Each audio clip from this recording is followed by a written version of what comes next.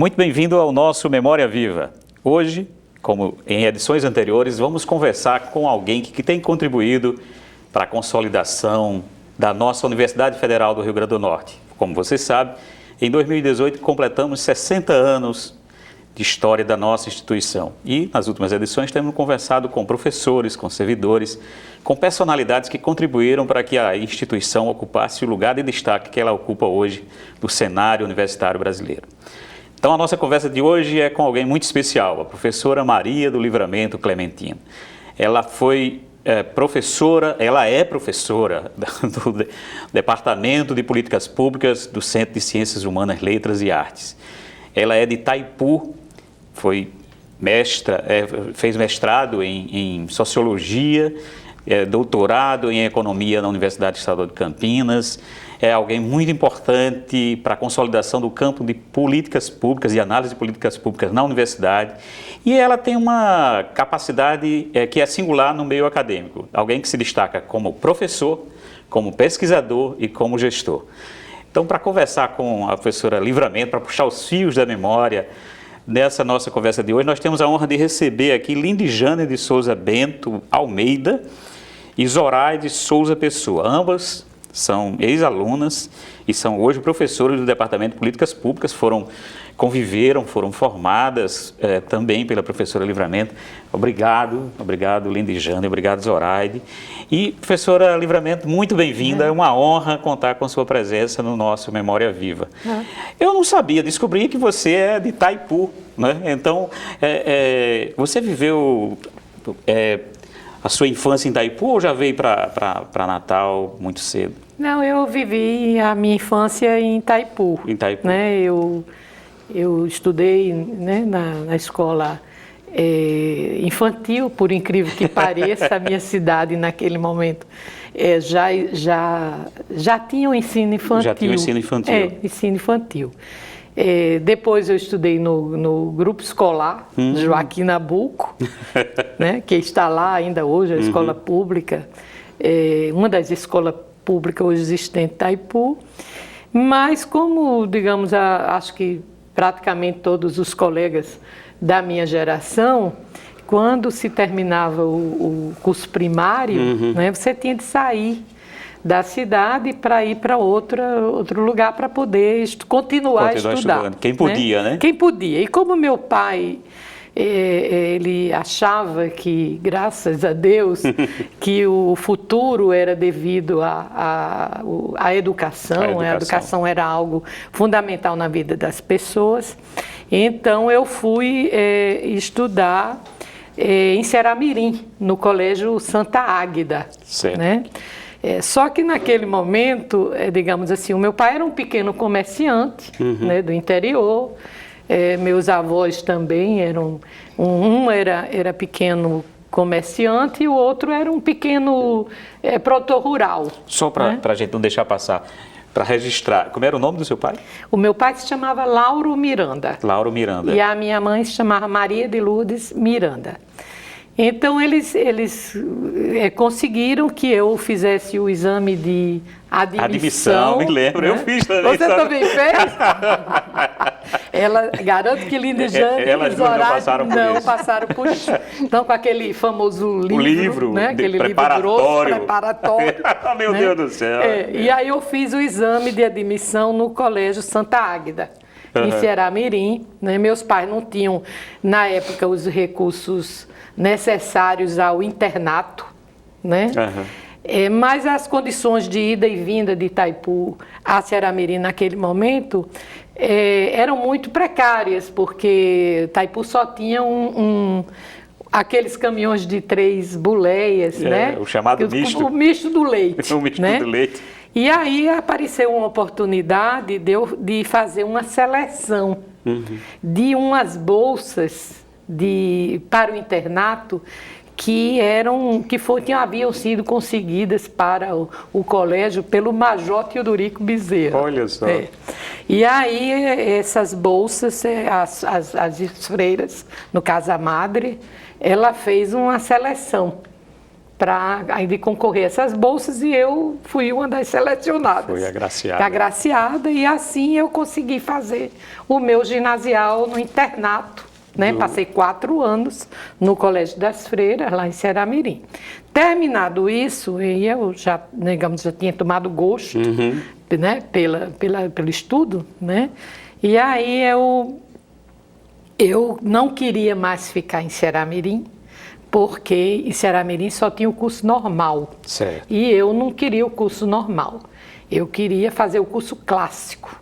Só para a nova geração que está vendo a gente no vídeo entender, nós estamos falando de níveis de ensino que hoje correspondem ao ensino médio, que era o que vinha posterior ao ginásio. Isso, vinha posterior ao ginásio. Então, como eu não queria fazer o curso normal, eu vim estudar em Natal, no Ateneu.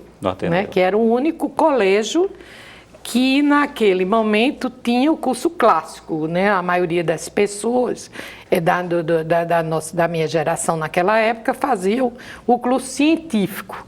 Mas como eu já tinha uma vontade, um entendimento que eu queria ir para a área de ciências humanas, né? Então eu fui fazer o curso clássico no Ateneu, né? E para isso eu vim morar em Natal. Meu pai, nessa época, passou a morar em Ceará-Mirim, pasmem, né? Enquanto eu estava no Colégio das Freiras, ele morava em Itaipu. E quando eu vim para o ciclo médio, ele veio morar em Ceará-Mirim. Então eu fiquei morando aqui em Natal, na casa de um tio, né? Que isso era muito comum naquela época, né? Morei na casa do meu tio 6 ou 7 anos, e fiz o curso de ensino médio no Ateneu, na época das grandes, né? Do auge da ditadura, né? Naquele momento muito tenso no Brasil, e o Ateneu era um colégio, digamos assim, muito resistente à ditadura naquele momento. Você falou da sua atração, assim, pelas ciências humanas e tal, e que o Ateneu foi um pouco consequência disso. Isso. A escolha do Ateneu, né? Isso. E o que é que te motivou? O que é que te chamava atenção? Eu acho que o que me chamava atenção aí, eu acho que hoje eu tive muita influência de meu pai. Porque o meu pai era uma pessoa, ele tinha só o curso primário, né?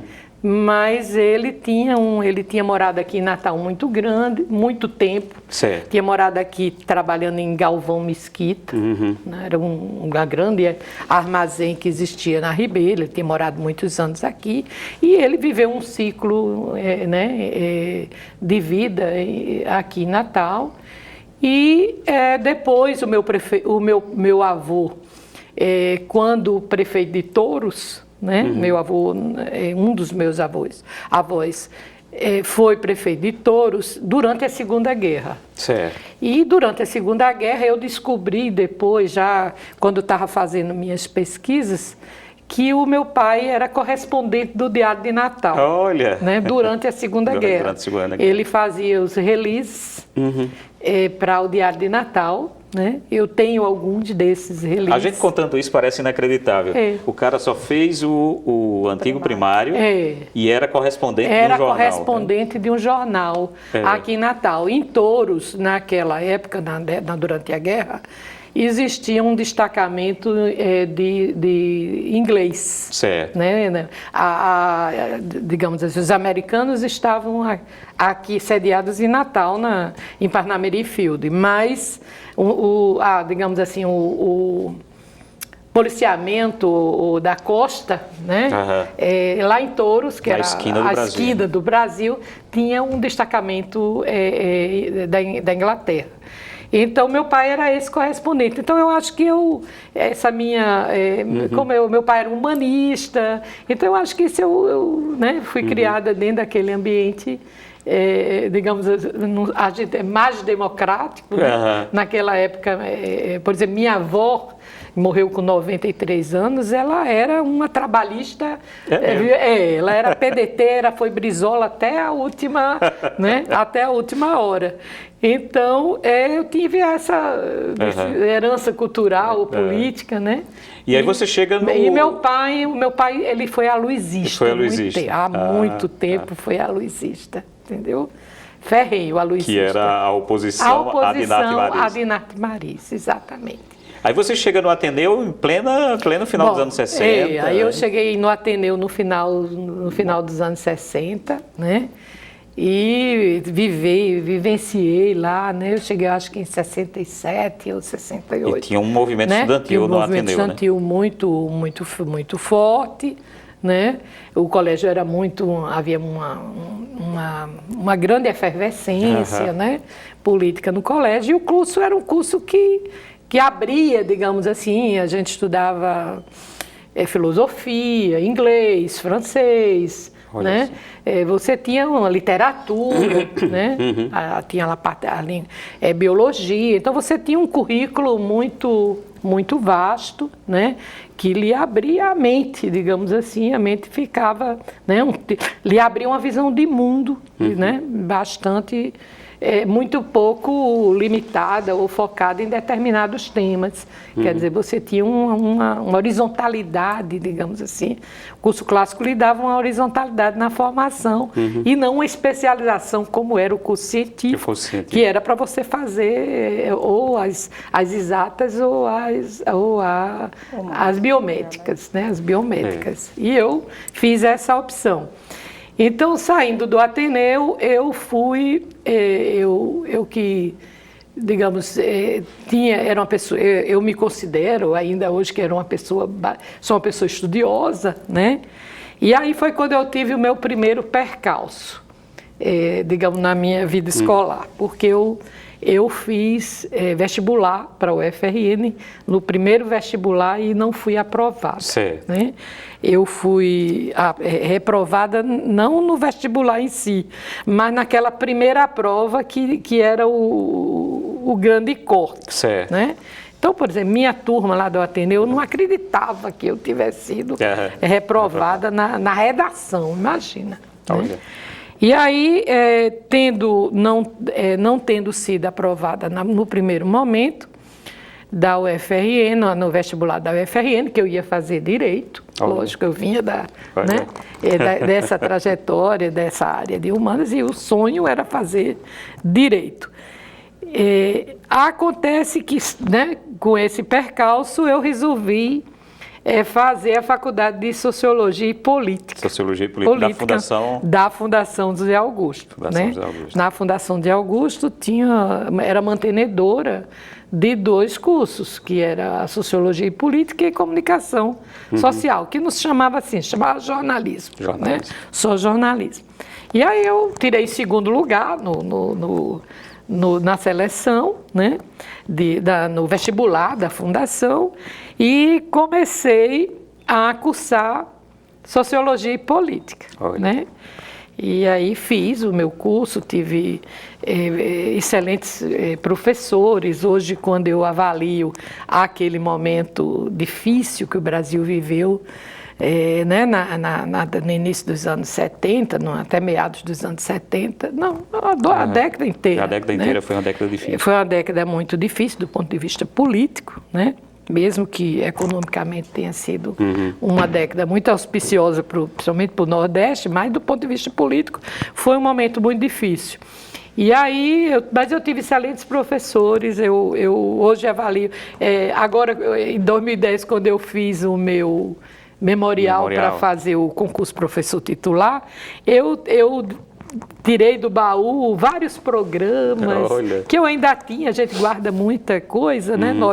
Nós professores, né? Guardamos muita coisa.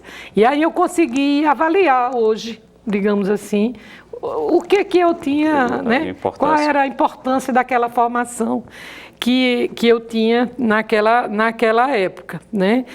Foi um momento muito conturbado, a gente vivia numa tensão muito grande na Faculdade de Sociologia. Por algumas vezes a polícia cercava, né? Na minha sala tinha vários colegas que foram depois presos, exilados, alguns já faleceram, mas outros estão ainda, foram anistiados, voltaram para o Brasil, né? Mas, assim, a minha turma era uma turma bem... E você participava do movimento Não estudantil? diretamente, eu não era do front, né? do movimento estudantil da faculdade. Não sei se talvez não por muita, não sei se, talvez não fosse nem por não ter aptidão, era muito talvez pelo receio, pela temerosidade ou pela violência daquele momento, você, claro. né, já não, mais que é compreensível.